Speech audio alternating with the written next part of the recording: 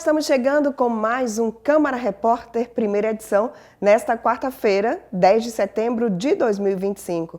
E começamos essa edição trazendo a cobertura da sessão ordinária realizada no plenário da Câmara nesta manhã. 8 projetos foram apreciados, 6 deles em segunda discussão. Tarsila Costa tem os detalhes. Entre os projetos aprovados pelos parlamentares em segunda discussão na sessão ordinária desta quarta-feira está o que institui a campanha Setembro Azul, que busca combater o preconceito e dar visibilidade à comunidade surda.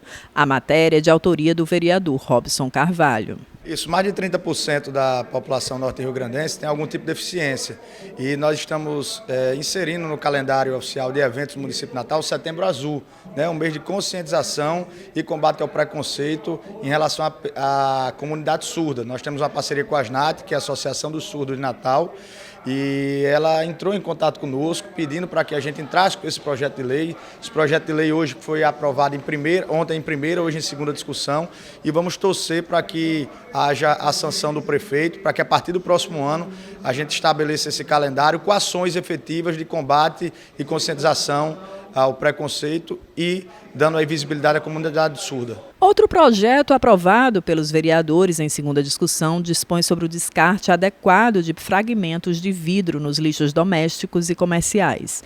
A matéria é de autoria do vereador Luciano Nascimento. Tenho certeza que o prefeito Paulinho vai sancionar e vai virar lei para que as pessoas, tanto nas residências como nos comércios, possam descartar esses resíduos, fragmentos, cacos de vidros de forma adequada em local separado dos demais lixos, os orgânicos e os inorgânicos. Deixar esses cacos de vidros em caixa de papelão, em garrafa PET, em algo visível para que os nossos coletores, nossos garis, nossos trabalhadores da limpeza pública possam ter sua integridade física preservada de um acidente, de um corte. Vários relatos de cacos de vidros misturados com lixos normais e aí prejudica a saúde desses trabalhadores. E aí a gente pede essa educação. O caco de vidro e o resíduo de vidro ele é mais difícil de reciclar e a gente precisa também proteger o meio ambiente, fazer com que esses descartes sejam em locais corretos e preservando a saúde dos coletores da limpeza pública de Natal. Muito feliz. Ainda durante a sessão ordinária foi aprovado um projeto que cria o programa Direito na Escola. A matéria é de autoria do vereador Técio Tinoco. Conseguimos aprovar hoje mais um projeto de nossa autoria, falando de direito na escola. O que é direito na escola? Fazer palestras falando de direitos e cidadania para toda a rede municipal. Palestras e aulas também. Então não vai entrar na grade curricular, vai ser na extra grade curricular. Então, assim, é um projeto importante para as nossas crianças já crescerem falando sobre os seus direitos, sobre a cidadania e ser um cidadão brasileiro e, principalmente, na nossa capital, ser um cidadão potiguar.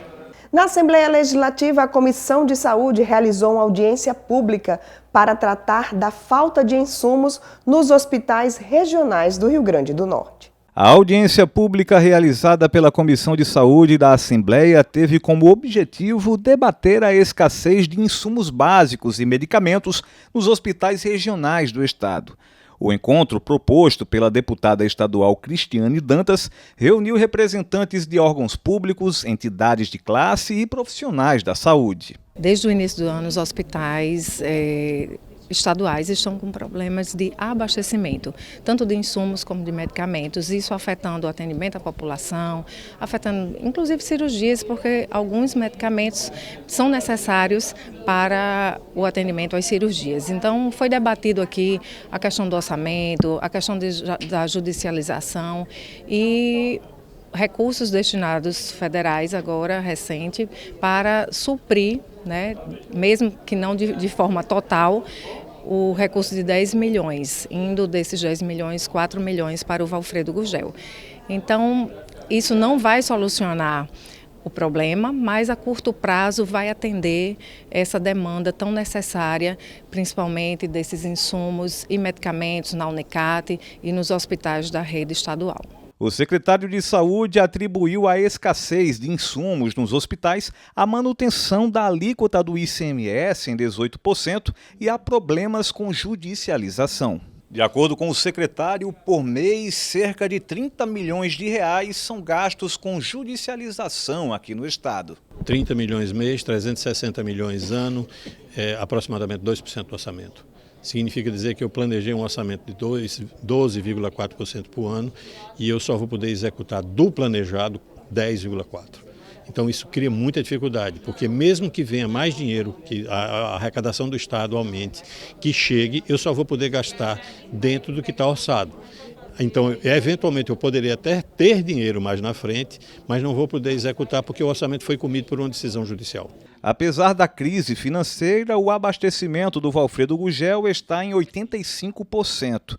O repasse de recursos federais foram importantes para amenizar a situação. Como é que a gente fez? A gente equacionou a coisa do pagamento dos fornecedores. Muitos desses itens que estavam em falta, eles já existiam ata, então com isso se permite a compra desde que tenha a regularização do pagamento. Nós fizemos um aporte de 10 milhões, não para o Valfredo, mas para os hospitais, de orçamento federal, porque esse orçamento federal ele não permite pagamento de contas para trás, mas permite compras mais ágeis para frente. Quando as pessoas sabem que o orçamento é federal, elas vendem imediatamente. Então isso, de fato, a nossa expectativa, sim, e associado a isso também fizemos uma requisição de materiais. A nossa expectativa é que a gente consiga chegar dentro do mandato judicial que temos que cumprir até o dia 15 com um plano de efetivação e de resolução do problema. O vice-presidente do Conselho Regional de Medicina fez um balanço positivo da reunião. Eu entendo que a reunião ela foi muito boa no sentido de que você, a partir do momento que você reúne as pessoas interessadas em solucionar o problema, entender as causas do problema e construir soluções, isso é muito bom, isso é muito salutar. E as falas do secretário no sentido das soluções, dos encaminhamentos que estão sendo feitos, são bastante satisfatórios para que a gente possa atingir o objetivo final, que é justamente o abastecimento das unidades hospitalares e assegurando a assistência adequada à população. O governo do Rio Grande do Norte convocou nesta quarta-feira, dia 10, a primeira turma de aprovados no concurso da saúde deste ano. Ao todo, 50 profissionais irão reforçar o quadro do Hospital Monsenhor Valfredo Gugel em Natal. São 25 técnicos de enfermagem e 25 assistentes técnico-administrativos em saúde. Segundo a governadora Fátima Bezerra, a próxima convocação será para o Hospital da Mulher, em Mossoró. A CESAP também foi orientada a elaborar um plano mais amplo de chamadas de servidores efetivos, com o objetivo de reforçar o atendimento na rede pública de saúde do Rio Grande do Norte. O ex-deputado Rafael Mota falou pela primeira vez sobre o acidente que quase lhe tirou a vida. Em vídeo, ele agradeceu a Deus e as orações recebidas durante o período de internação. Oi, pessoal. É uma alegria imensa poder estar aqui hoje, enviando para vocês essa mensagem. Como muitos sabem, o que eu vivi recentemente não foi fácil. Eu passei por um acidente gravíssimo, com traumas sérios. E o momento foi muito desafiador na minha vida. E é por isso que hoje poder contar essa história é motivo de muita gratidão. Eu queria primeiro agradecer a Deus, depois a equipe toda do Hospital Valfredo Gugel, que cuidou de mim com tanta dedicação e salvou a minha vida. E também a todos os outros médicos, as orações, mensagens, pensamentos positivos que eu tenho recebido. Eu sinto que eu despertei de um pesadelo com o direito de voltar a sonhar. E agora é seguir passo a passo, com calma, fé e com confiança. Felizmente, esses passos eles têm sido possíveis e a cada dia eu estou cada vez mais perto de ter minha saúde plenamente estabelecida. Muito obrigado para vocês, do fundo do meu coração. Eu espero reencontrá-los em breve. O Hemonorte está com estoque de sangue em estado crítico e convoca a população para doar. A unidade possui pouco mais de 100 bolsas, quantidade insuficiente para atender a demanda dos hospitais. As doações podem ser feitas na sede do Hemonorte, no Tirol, de segunda a sábado, das 7 da manhã às 6 horas da tarde, ou no espaço Hemonorte do Partage Shopping, na zona norte da cidade, das 8 horas da manhã às 5 horas da tarde. E o TRT realiza na próxima semana um leilão de equipamentos, material de escritório e bebidas. Tarsila Costa tem mais informações. O leilão do Tribunal Regional do Trabalho da 21ª Região acontece no próximo dia 19, a partir das 9 horas da manhã, no depósito judicial do TRT-RN. Na data estarão disponíveis prédios comerciais, equipamentos, terrenos, apartamentos, veículos, motel, material de escritório e mais de 20 mil garrafas de bebidas. É possível conhecer os imóveis que estejam desocupados e as áreas comuns dos condomínios, bem como é permitida a visitação aos bens móveis que estão no depósito judicial do TRT-RN, de segunda a sexta-feira, das 8 às 14 horas.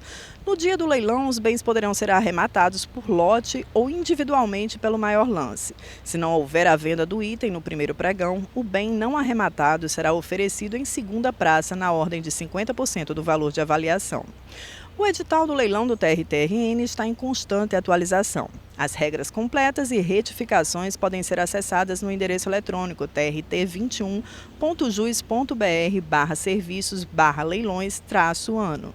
E veja a seguir reta final para a preparação do Enem. Só o Rio Grande do Norte conta com mais de 100 mil candidatos inscritos. Especialistas orientam o que fazer nos meses que antecedem as provas. E veja também, com o tema Super-Humanos, Vidas que Doam Vidas, campanha Setembro Verde incentiva a doação de órgãos. Não saia daí, o Câmara Repórter primeira edição volta já. Essa é a Melinda, 5 aninhos, estuda, adora se arrumar, cuidar dos animais e sonha em ser bailarina. Mas há algum tempo, ela foi diagnosticada com câncer dos tecidos moles. Os principais sinais: caroço em qualquer parte do corpo, secreção purulenta no ouvido e olho saltado. Procure um médico e não esquece da Melinda, porque o diagnóstico precoce faz histórias. Casa Durval Paiva, 30 anos.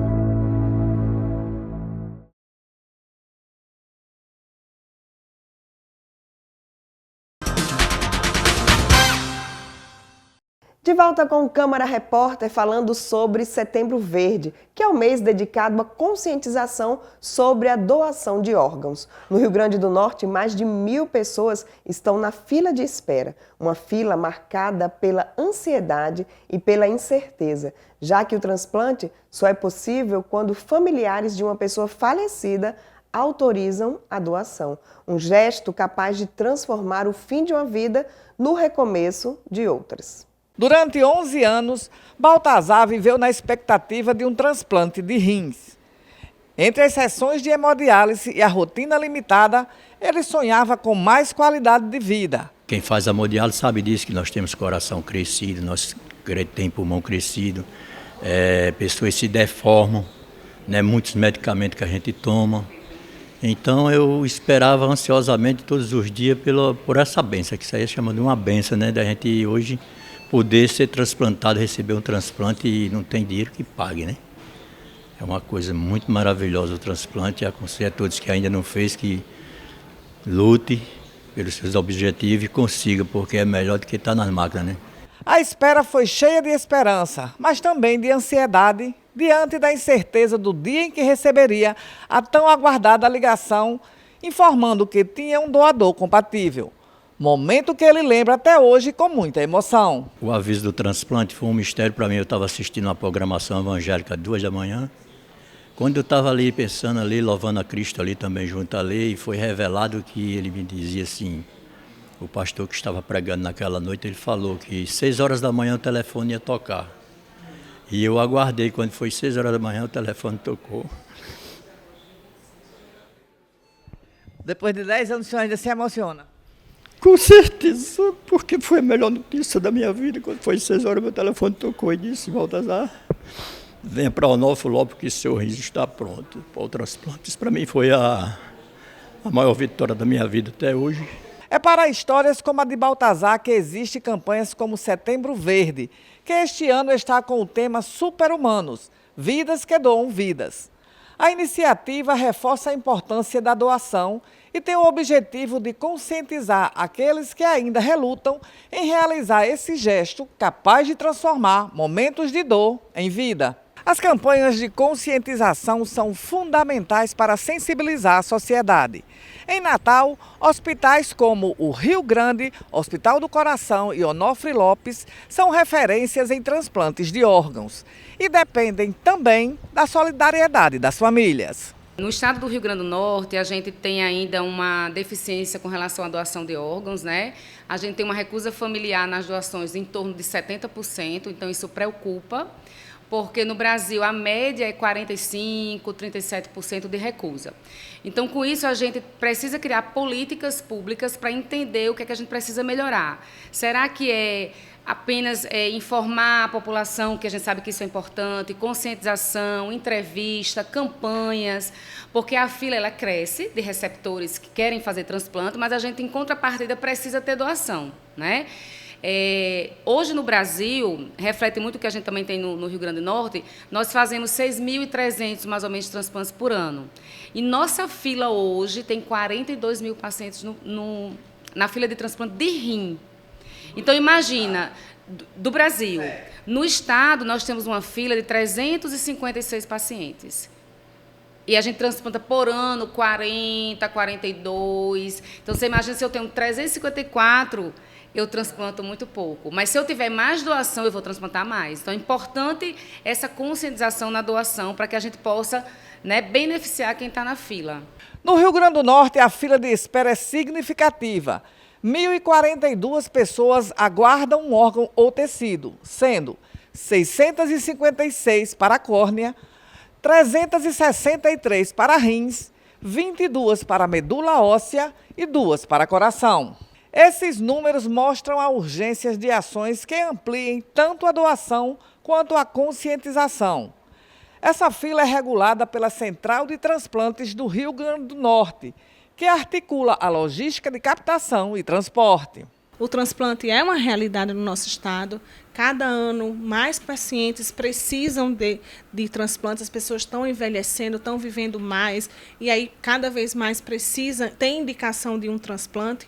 E que a gente precisa realmente da solidariedade, de enxergar essas pessoas para dizer sim, para se tornar um super-humano. Desejo de que a gente consiga transplantar fígado também, que hoje o nosso estado tem uma grande demanda desse órgão e os pacientes vão para outros estados, ficam meses morando em outro estado até receber esse órgão. É uma realidade bem dura. Podem doar órgãos pessoas com morte encefálica mediante autorização familiar e, em casos específicos, doadores vivos para rins ou parte do fígado. Segundo a Central de Transplantes, o número de doadores ainda é muito baixo diante da grande demanda.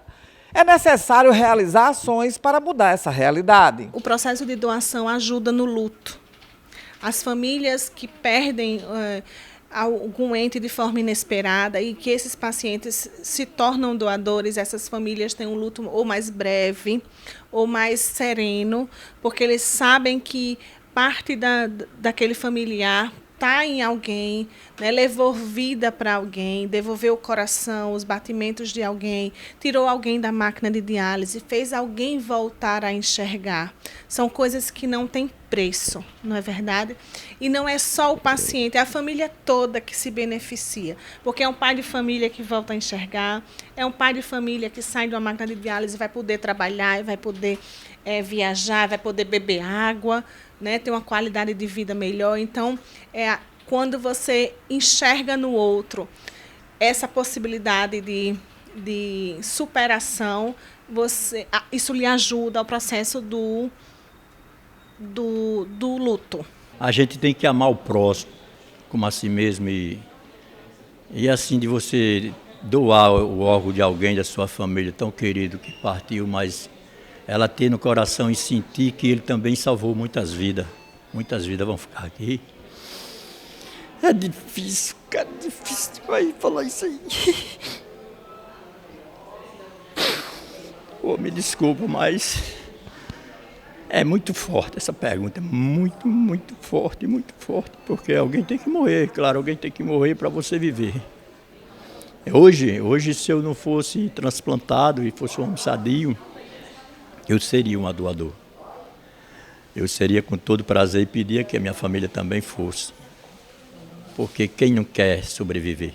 E agora falando sobre Setembro Amarelo, o Conselho de Medicina e parceiros vão promover um fórum sobre saúde mental e prevenção ao suicídio em Natal. Simone Silva esteve no CREMERNE e traz informações sobre esse evento. O Conselho Regional de Medicina do Rio Grande do Norte promove o fórum dentro da campanha Setembro Amarelo em parceria com outras entidades. Para falar sobre o assunto, eu vou conversar com a doutora Ana Lígia, que é da Câmara Técnica de Psiquiatria do CREMERNE. Doutora, quando ocorre o fórum e qual o objetivo dele? O fórum ocorrerá agora no dia 12, na sede da OAB, localizada em Candelária, e o objetivo vai ser dar partida à campanha nacional do Setembro Amarelo. Para isso, vamos contar com a presença do Dr. Antônio Geraldo, que é o presidente da Associação Brasileira de Psiquiatria, para justamente transmitir essa mensagem de importância do Setembro Amarelo como uma campanha vitoriosa no sentido da prevenção ao suicídio e também com a quebra do estigma, né, com os transtornos mentais.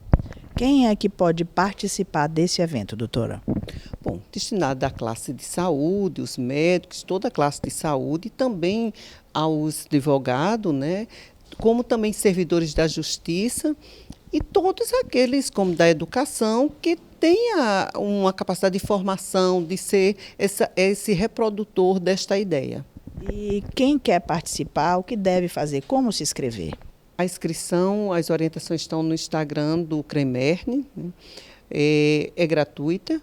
Falamos da doação de 1 quilo de alimento para que, posteriormente, façamos essa doação a uma entidade. Então, doutora Ana Lígia, convida aí quem está assistindo a gente, os profissionais de saúde, demais público em geral, a participar do fórum da campanha Setembro Amarelo. Primeiro eu quero ressaltar a importância da campanha, né? Ainda há um preconceito forte com os transtornos mentais. Ainda há quem diga que é frescura, que não é falta do que fazer, falta de fé. Mas não é verdade. A doença mental, o adoecimento, ele pode ser prevenido. E o fórum, justamente mostrando essa variedade de tema, está demonstrando como podemos promover e prevenir os transtornos mentais. Então, eu convido cada um a unir força, justamente com a classe médica, com os psiquiatras e todos aqueles que querem construir uma sociedade saudável. Mais de 5 milhões de candidatos estão inscritos para o Enem deste ano. Este é o maior número desde 2020. Segundo dados do Ministério da Educação, só no Rio Grande do Norte são 119.088 inscritos. Restando apenas 2 meses para as provas, os alunos estão intensificando a preparação. O momento é de revisar os principais conteúdos. Vanessa e Gabriel possuem o mesmo sonho. Querem ser médicos. Restando 2 meses para o Enem, eles intensificaram a preparação para a prova. Eu quero cursar medicina na UFRN, quero me tornar médica. E a minha rotina de estudos, basicamente, eu tenho aula durante a manhã, fico aqui na escola, almoço, de tarde uso a sala de estudos da escola, fico estudando mais ou menos umas 4 horas. De noite vou para casa, janto, descanso um pouco e estudo mais umas 2 horas. Normalmente de noite eu faço simulado. Principalmente nessa reta final que a gente tem que priorizar mais ainda as horas de estudo, então tem que realmente seguir uma rotina para conseguir manter até o final do ano. Então, acho que cerca de 5 horas depois da aula, eu consigo estudar à tarde, 4, depende do dia, mas também tem os meus momentos de lazer durante o dia, tipo academia, essas coisas também para não sobrecarregar minha mente. Na reta final de estudos, cada detalhe pode fazer a diferença no momento de resolver as questões. Este professor de matemática está repassando os conteúdos que costumam cair com maior frequência no exame. Essa etapa final, ela é a etapa basicamente de fazer aqueles pequenos ajustes, o ajuste fino, né? Todo aquele detalhamento que a prova pede. Então, assim, fazer uma revisão dos tópicos que são mais importantes, mais relevantes. A história da prova já mostra para nós que existem alguns tópicos que são muito comuns. Então, a prova já tem uma estrutura pré-definida, a gente faz uma revisão em cima disso, o trabalho do ano já foi realizado, agora a gente começa a fazer exatamente essa análise. Quais são os pontos mais importantes, mais relevantes, e começa a retomada a partir disso. A manutenção da rotina de estudos é uma etapa importante para evitar o que muitos alunos temem, o branco no momento da prova. Basicamente, o que a gente mais pede ao nosso aluno é manter a rotina de estudos. A rotina de estudos ela é determinante na consolidação do aprendizado. O aluno ele precisa ir confiante para a prova e essa confiança perpassa pelo ano trabalhado, né? É claro que você tem uma pressão mais social, você tem muitas vezes uma pressão familiar, tem a própria cobrança do aluno para fazer uma boa prova. Evitar esses brancos na hora das questões perpassa mais uma vez pela rotina. E a rotina ela é construída com base em uma cultura de estudos. Então isso favorece o aluno para que na hora da prova evite esses brancos e percam questões que a gente tem plena convicção que ele seria capaz de acertar. O professor de biologia recomenda que os alunos estejam atentos às questões de maior peso. O peso ele é direcionado pelas universidades, pela qual ele coloca essa nota vinculada ao Enem. O Enem trabalha com teoria de resposta ao item, que praticamente vincula questões fáceis, médias e difíceis. Então ele sabe que aqui na UFRN, por exemplo, o curso de medicina, odonto, enfermagem, ele tem um peso maior quando é colocado o TRI para a área de natureza, química, física, biologia. E nesse dia ele faz junto com matemática. Você não pode esquecer da matemática, que tem um peso aqui no caso para a área médica, natureza, para um peso 1. Né? Porém, você tem que olhar com um carinho a mais para as questões de natureza. E o tema agora é cultura. O espetáculo Ocasos Familiares, viabilizado através da Política Nacional Aldir Blanc, chega a Natal nesta sexta-feira para apresentação única. Tarsila Costa tem mais informações.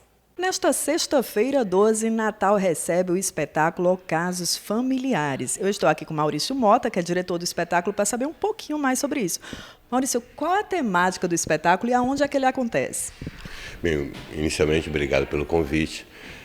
A temática é uma temática muito séria. O tema do espetáculo é violência doméstica e é um trabalho que foi construído junto com o Jurema Coletivo de Danças de Caicó, e nós vamos estar apresentando hoje à noite, amanhã, na sexta-feira, no Espaço Giradança, na rua Frei Miguelinho, número 100, a partir das 19 horas. E a entrada é gratuita, né? Isso é importante.